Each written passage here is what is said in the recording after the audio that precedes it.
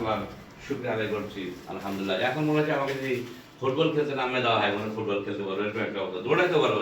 সাফা মারা হজ করতে যাওয়ার সকালে আমাদের দোয়া করেন, আমি সাফা মারাটা দৌড়াইতে পারি। দেখেন ডাক্তার সাহেব আমাকে কেমন দেখেছেন আপনি, এক রকমটাই সাফা মারাটা দৌড়াতে পারবো। হজে যাচ্ছি 2026 সালে, আল্লাহ আমরা হজ কবুল করে এবং হজের বিধিবিধানগুলো যথাযথ পালন করতে পারি। আর সাফাতে পাহাড়ের উপর দোয়া করবো, আপনার জন্য খাবারের দোয়া করবো, আপনার জন্য দোয়া করবো। হ্যাঁ, যে এই সুন্দর আপনার চিকিৎসার মাধ্যমে আমি তাৎক্ষণিক ফলাফল পেলাম, হাঁটতে পারছি, চলতে পারছি। তো আমি দেশবাসী, দেশের ভিতরে বাইরে যারা দর্শক শ্রোতা রয়েছেন, সকলকে উদারত আহ্বান জানাবো যে আমার অনুভূতি থেকে যে রাসূল সাল্লাল্লাহু আলাইহি ওয়াসাল্লামের নির্দেশ বিধিবিধান প্রত্যেকে পালন করা আমাদের দায়িত্ব কর্তব্য। এই হেজামা চিকিৎসা এটা রাসূল সাল্লাল্লাহু আলাইহি ওয়াসাল্লাম এর নির্দেশ এবং তিনি নিজেও হেজামা লাগাইছেন। সুতরাং সুন্নতের তরিকা অনুযায়ী আমরা হেজামা পদ্ধতিতে চিকিৎসা নেওয়ার জন্য চেষ্টা করবো।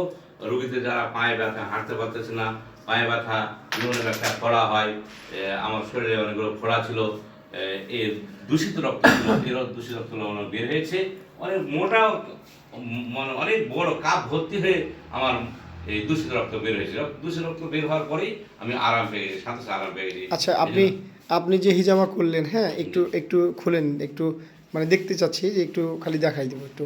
আমি হেজামা করলাম, প্রথমে দেখেন এই যে হেজামার দাগ, এই হেজামা করলাম, এই দাগ, এই হেজামার দাগ, হ্যাঁ, এই হেজামা লাগালাম। এই কাপের মাধ্যমে এই কাপগুলো লাগাইছিলেন, এই সমস্ত যন্ত্রদের ডাক্তারই ভালো বলতে পারবে।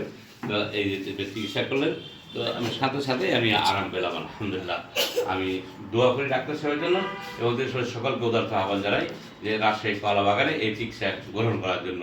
যারাই মানে হাঁটতে পারছে না, কোমরে ব্যথা, মাথায় ব্যথা, তাদের এই চিকিৎসা নেওয়ার জন্য মহিলা পুরুষ সকলকে উদারত আহ্বান জানাবো।